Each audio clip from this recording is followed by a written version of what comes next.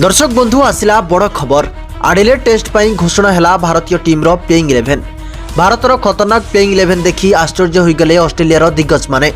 तेबे क्यों घातक प्लेयर एंट्री होईची कौन रहिबो भारतर प्लेइंग 11 आसंतु जानिनेबा, किंतु ता पूर्व वीडियो को लाइक करंतु, चैनल को सब्सक्राइब करी बेल आइकन को ऑन कर दियंतु। एबे चलंतु डेरी करी वीडियो को आरंभ करिबा। दर्शक बंधु भारत ऑस्ट्रेलिया मध्य खेला जाइतिबा बड़ गावस्कर ट्रॉफी प्रथम मैच रे भारत धुआंधार अंदाज रे विजय लाभ करिछि।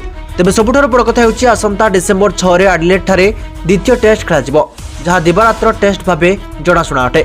भारत ई मैच जीति विश्व टेस्ट चैंपियनशिप रो रास्ता को सहज करने को चेष्टा करिवो।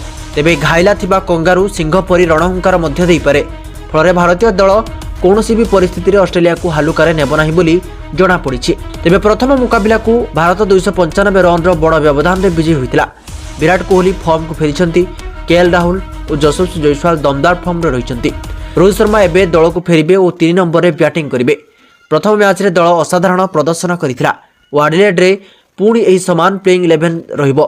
एडिलेड टेस्ट पई भारतर संभाव्य प्लेइंग 11 केएल राहुल, यशस्वी जयसवाल, रोहित शर्मा, विराट कोहली, ऋषभ पंत, ध्रुव जुरेल, नीतीश कुमार रेड्डी, वाशिंगटन सुंदर, हर्षित राणा, जसप्रीत बुमराह एवं मोहम्मद सिराज। तेबे आपण मानकु कोन लागुछि कोन भारत द्वितीय टेस्ट को ऑस्ट्रेलिया ठारू जीति परिबो? गोटे कमेंट करि हमकु जणांतु।